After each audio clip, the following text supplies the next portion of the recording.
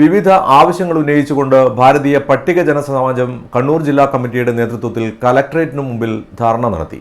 സംസ്ഥാന president P K Babu master ഉദ്ഘാടനം ചെയ്തു. കഴിഞ്ഞ 5 വർഷക്കാലത്തിലധികമായി നമ്മുടെ പാവപ്പെട്ട വിദ്യാർത്ഥികളുടെ lump sum grant, stipend, hostel fees തുടങ്ങി ഈ ഗ്രാന്റ്സ് കൊടുക്കാൻ ഇവിടുത്തെ ഭരണാധികാരികൾക്ക് കഴിഞ്ഞിട്ടില്ല എന്ന് പറഞ്ഞാൽ നമ്മുടെ കുട്ടികളുടെ ഭാവി, തുടർ പഠനം, ജോലി സാധ്യത ഇതെല്ലാം എങ്ങനെ മുന്നോട്ട് കൊണ്ടുപോകാൻ കഴിയുമെന്ന് നമ്മൾ ചിന്തിക്കേണ്ടിയിരിക്കുന്നു. ഒരു പുതിയ സംവിധാനമാണ് സർക്കാർ കൊണ്ടുവന്നിട്ടുള്ളത്.